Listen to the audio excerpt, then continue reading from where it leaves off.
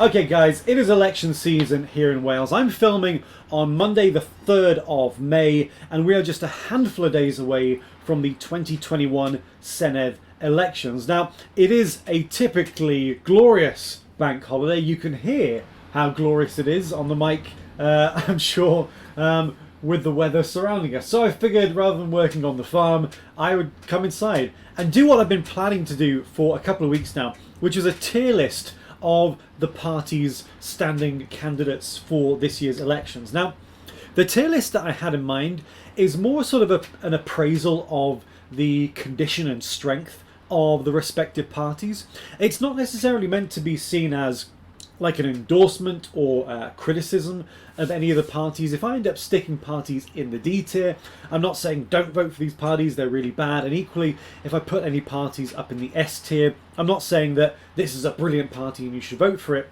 I'm merely saying that S tier parties are by far and away the strongest in Wales, and D tier parties are by far and away the weakest. What I'll probably do is about a week from now, after the Senedd election results come in, I will probably put together a sort of a before and after tier list and look at where like the respective strengths of the parties stand once those votes have been calculated and we know the composition of the next Senedd going forwards. I'll include a link to the tier list that I made for this, so if you want to do a response to it, it'll be really interesting to see. And if you like this more sort of political content, do consider giving a like and a subscribe, always appreciated. And if you do, we can do more of this sort of stuff going forward. So without further ado, let's sort of get into the list. And I'm going to start with the D tier parties, I think. There are a handful of parties which we can go through pretty quickly, only in the sense that there are some parties that just aren't going to be realistically competing for a seat at all. So things like Welsh Christian Party and the Welsh Communist Party, these are entities which aren't going to make any traction at all in this election. They will pick up a handful of votes, but nothing much beyond that. So we can sort of move past them fairly quickly. I think we can probably put the trade union and socialist movement into the D tier as well fairly quickly. For the trade union, the socialist movement and the Communist Party in Wales, it's really tricky for heavily left-leaning parties to gain much traction when you have Welsh Labour as dominant as it is. And with a figure like Mark Drakeford at the helm, somebody who's pretty close to Corbyn, it's always going to be difficult for these sorts of parties to really make any sort of traction at all. So they're comfortably D tier, and I doubt that anybody supporting those parties would really disagree with that. Other parties that we can put into that group fairly quickly, the Freedom Alliance. Freedom Alliance is a new party for this year. If you haven't come across them so far, this is a party that is really the anti-lockdown party, for want of a better description.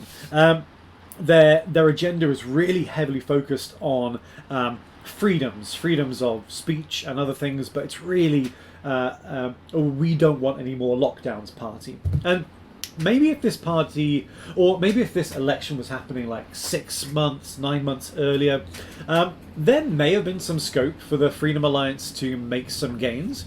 But I think realistically, we're at a point where, optimistically, COVID is in a state of decline. Lockdown measures are easing quite rapidly.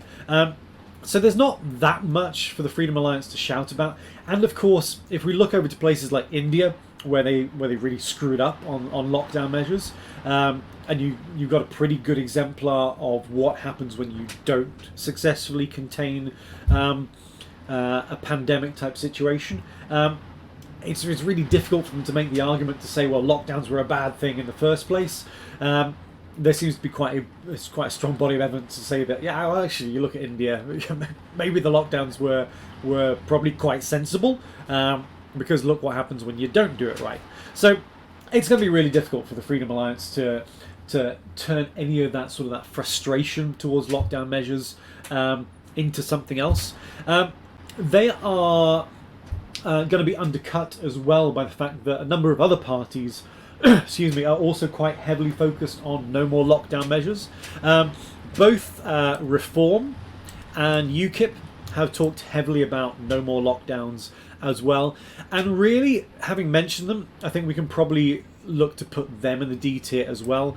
Reform is what the Brexit Party was, and they are standing candidates in Wales. And the Brexit Party has, of course, done well in terms of when it was the Brexit Party. It obviously made quite an impact in Wales. But Brexit and Reform is a party that's sort of really struggling for identity at this stage.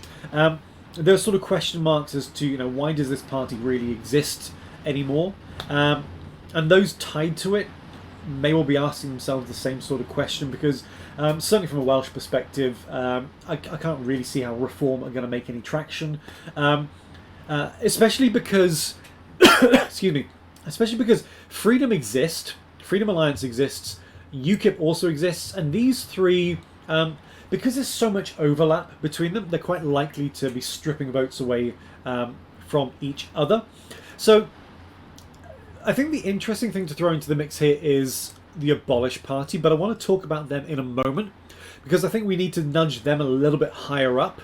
But certainly I'd say if Reform, UKIP and Abolish all got together, there would be the scope for quite a potent political entity there within Wales, but they're not.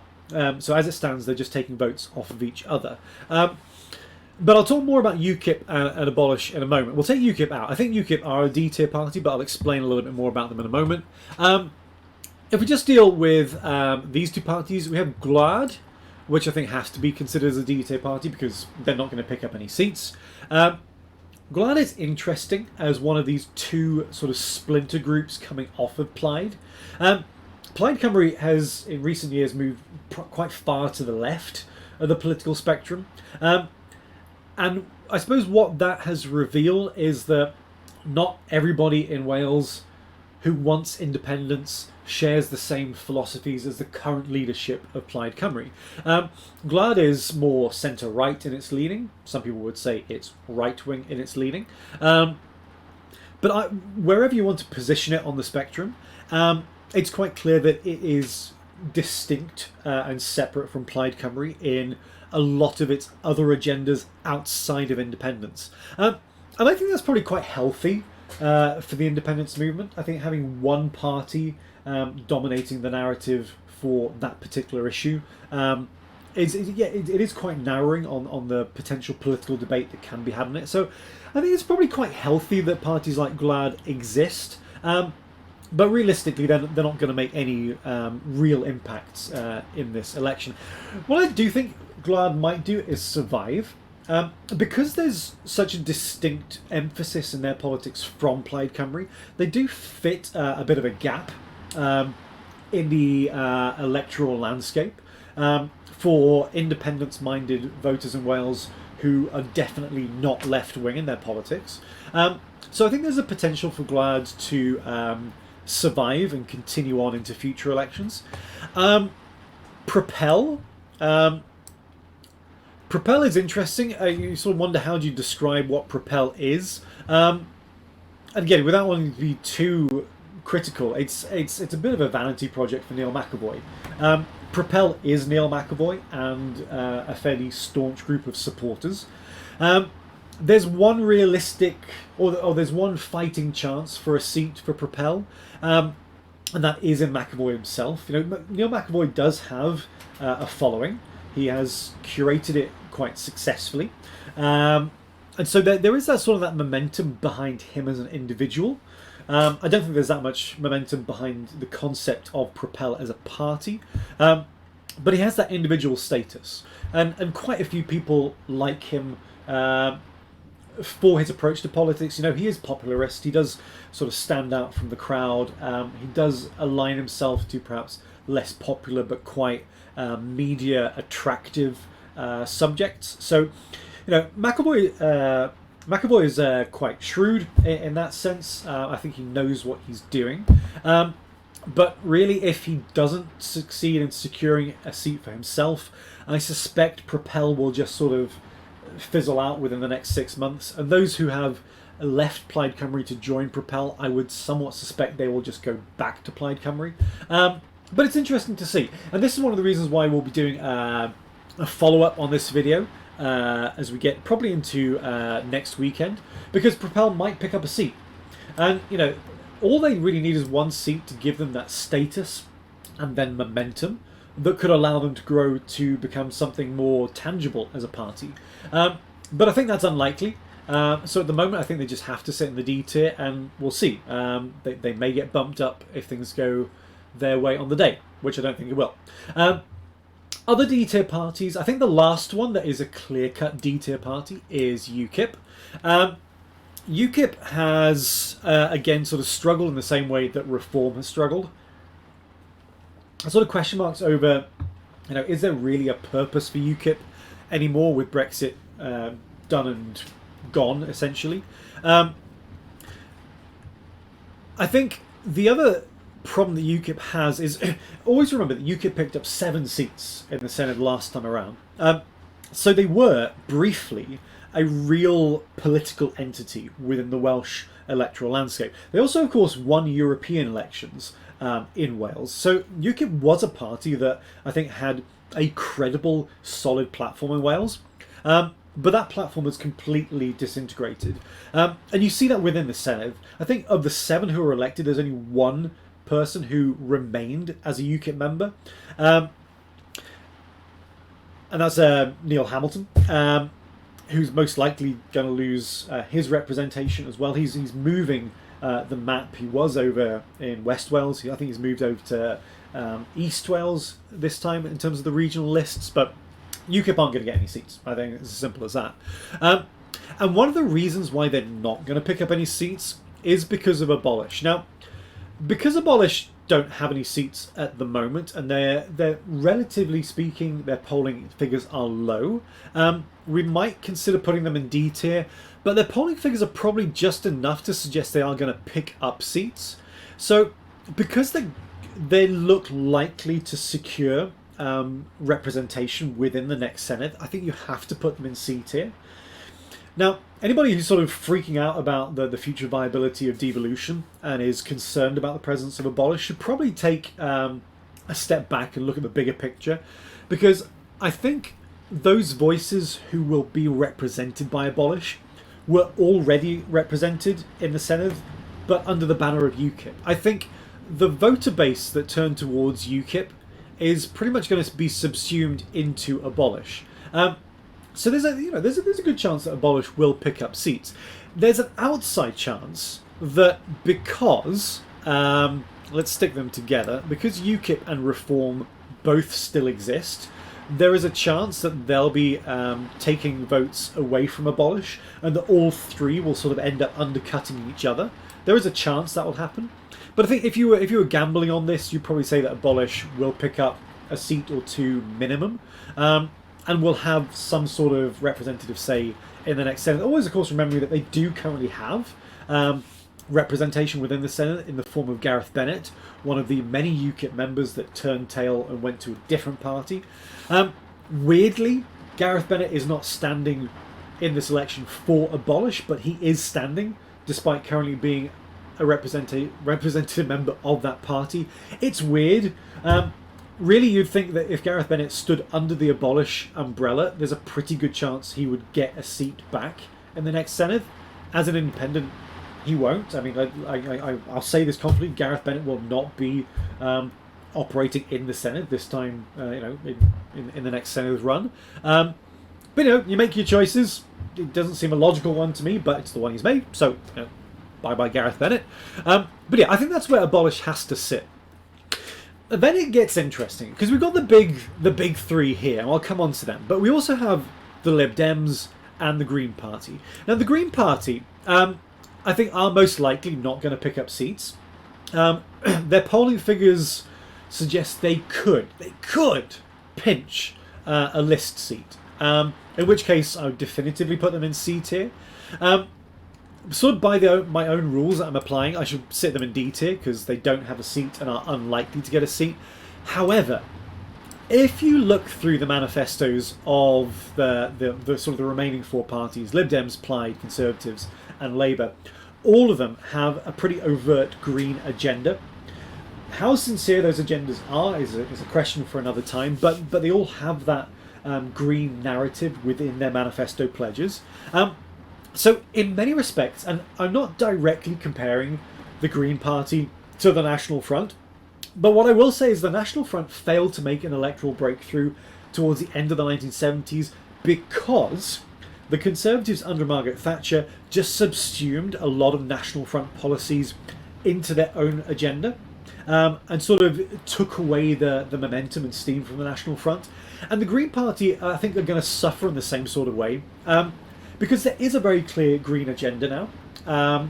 And because of that, a lot of the things that the Green Party would have been pushing are going to be taken up, but in particular by Plaid and Labour. Both have a quite a strong green agenda. And, you know, until very recently there was an electoral pact between Plaid and the Greens, so there's quite a close relationship there as well. So, you know, I can imagine a lot of Green voters would sort of be thinking, well, there's a greater chance of us getting our policies into the Senev if there's a Plaid candidate there, so let's just vote for them. So I suspect the Greens are going to suffer in that respect, but I still think you have to put them as C tier because they're still applying that pressure. I think their existence and the wider awareness that people have about green issues means that they are still relevant in an electoral context. So I think it's fair to put them C tier. Lib Dems is really tricky. If you were feeling mean, you'd stick them in D tier because there is a very real chance that Lib Dems are going to be wiped out. I think there's certainly a good chance that Abolish are going to have more representation in the Senate than the Lib Dems, which is a real sort of sad state of affairs for the Lib Dems. That's not a critique on Abolish. That's more a commentary on how far the Lib Dems have fallen. Always remember that in the first generation of the Senate, the Welsh Assembly as was, the Lib Dems were a party of government. After Alan Michael fell and Rhodri Morgan's administration came in, Lib Dems came in as coalition partners. And, you know, they were in the seat of government. And, of course, whilst it's not called a coalition today, in practice you have this sort of weird, almost rainbow coalition where Labour are the seat of power, but they have Kirsty Williams as Education Minister. So you have Lib Dem representation there. You also have sort of sub-Plaid, sub-Tory, you know, whatever David Ellis-Thomas is these days, I don't know. But he's in there as well. So in a sense, the Lib Dems have been a party of government twice by virtue of Kirsty Williams being involved. I think the biggest thing that the Lib Dems are going to struggle with this year is that, you know, having mentioned her, Kirsty Williams is standing down. And really, in a Welsh context, Kirsty Williams was by far and away the Lib Dems' greatest asset. I think in terms of capable politicians, Kirsty Williams sort of stands out. If I was to do a tier list of politicians within the last Senedd, I think Kirsty Williams would be S tier comfortably. By far and away, one of the most competent and I think forward-thinking politicians that we've had. And I think the Senedd is really going to miss her. But the Lib Dems will certainly miss her. The impact that she has had as a leadership figure, not leader of the party at the moment, that's Jane Dodds. But, you know, Jane Dodds is a long way shy of the sort of the profile and level of respect that Kirsty Williams has. To the extent that Jane Dodds can't actually secure support from her own party to stand as a main candidate for the one seat that they can realistically contest. So I think that's worrying for the Lib Dems. So I think out of a courtesy for their historic role in Wales, I think you'd put them as C tier. But when we do a review on this in a week's time, don't be surprised to see if the Lib Dems drop down to D tier. I think that's entirely possible, but for now we'll give them the benefit of the doubt and stick them C tier. That leaves us with the big three. And I think this is quite tricky because Plaid and the Tories are, I mean, they're relatively close to each other in terms of polling figures.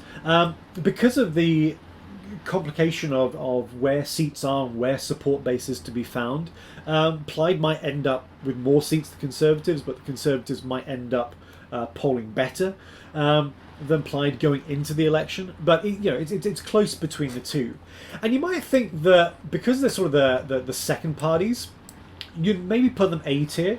They're very well established in Wales. They have their platform. They have recognisable leaders who are well liked within their own parties. However, my gut feeling is that they both have to sit in B tier, and the reason for that is Labour has been the party of power for a very, very long time, over 2 decades now, and in all that time, neither Plaid nor the Conservatives have really been able to pressure Labour's vote within the Senedd. There's been times when Labour hasn't secured a majority. There's been times when they have, but times when they haven't as well. But never once has there been a time when the Conservatives and or Plaid were able to generate enough support to become the largest party. Forget about majority, just to be able to overtake Labour. And I think the fact that neither of them have managed to take a lead in the polls should really worry both parties. We've come out of 2 decades worth of government in Wales, which has in one form or another been Labour-led. Labour have been at the seat of power throughout the lockdown period, so any sort of hostility about COVID and lockdown should be going directly towards the Labour Party.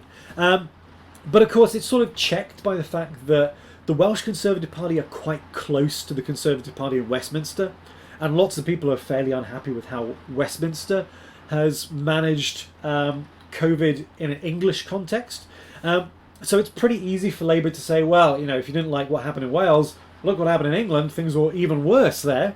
That's not much of a selling point, but they still have it as a weapon. And at the same time, because the Conservatives are so close to the Westminster Conservative-led administration, they can't really capitalise on things by saying, well, look what a catastrophe things were under Labour, because very easily Labour could just say, well, look what a catastrophe it would have been under the Conservatives.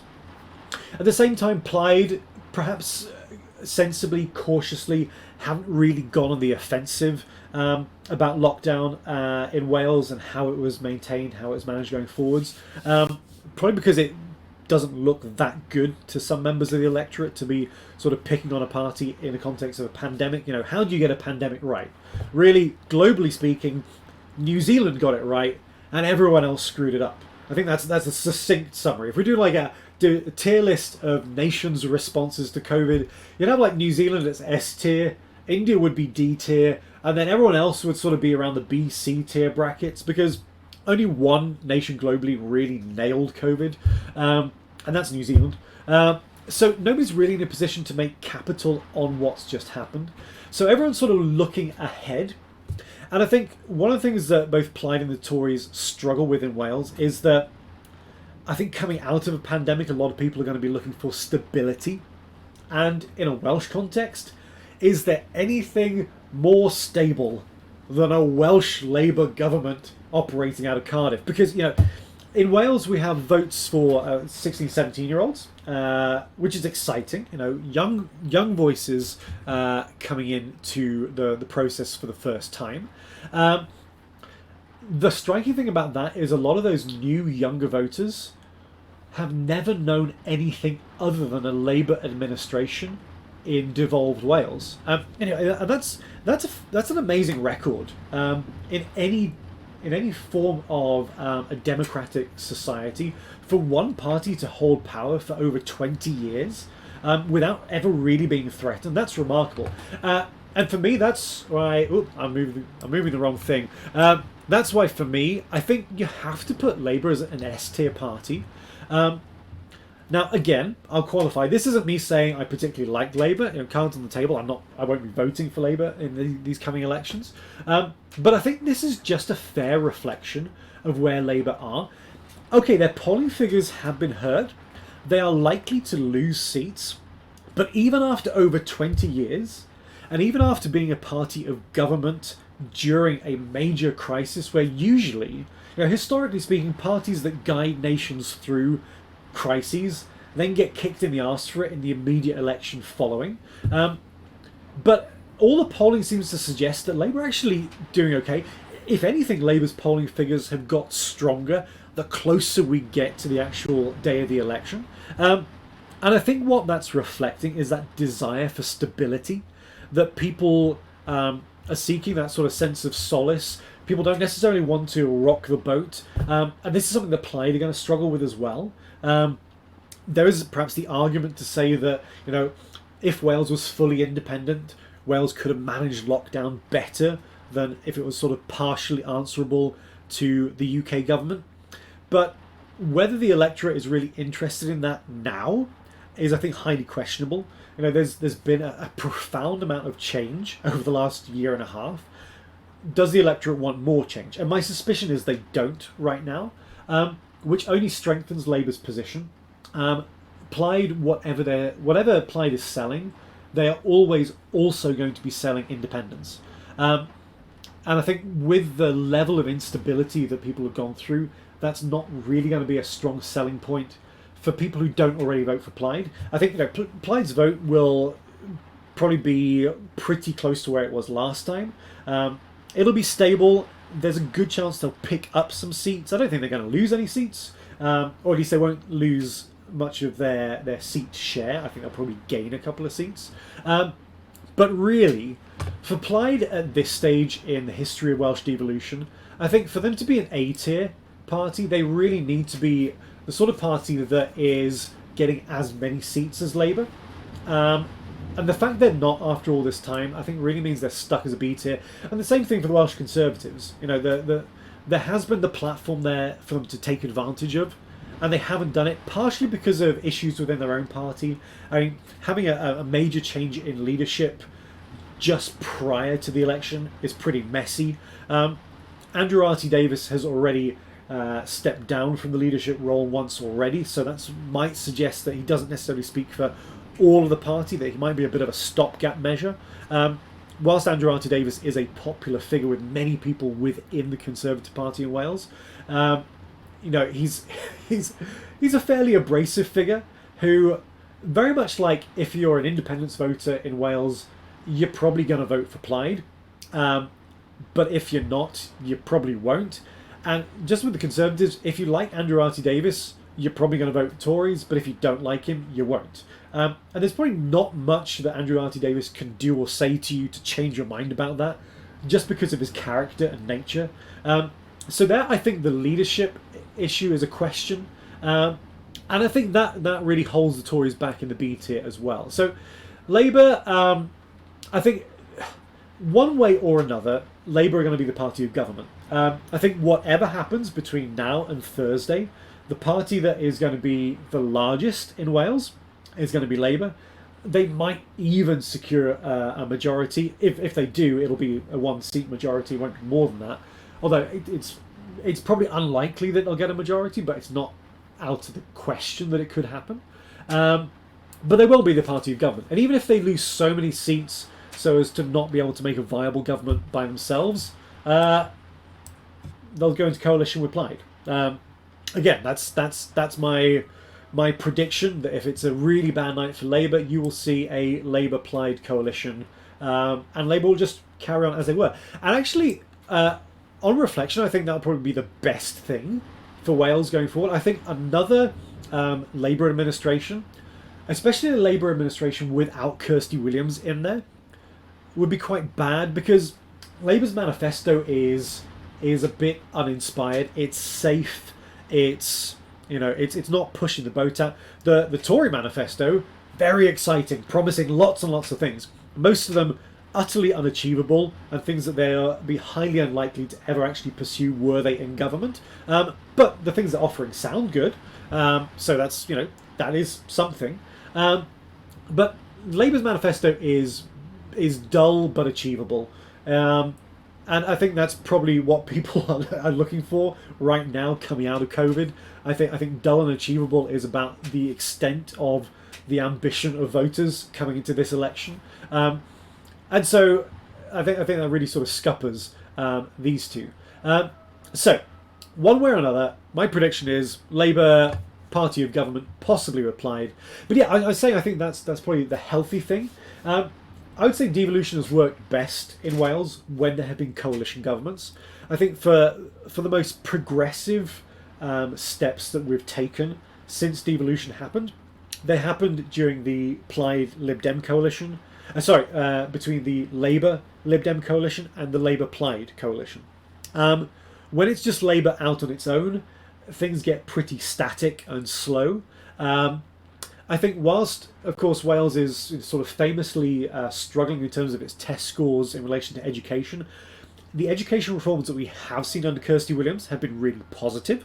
And I think they're sort of another exemplar of something that the sort of the positive direction Labour can take Wales in if they are open to other voices. If it's a closed shop, it's fairly dull, and they don't really have that energy to pursue positive change. They just pursue the status quo.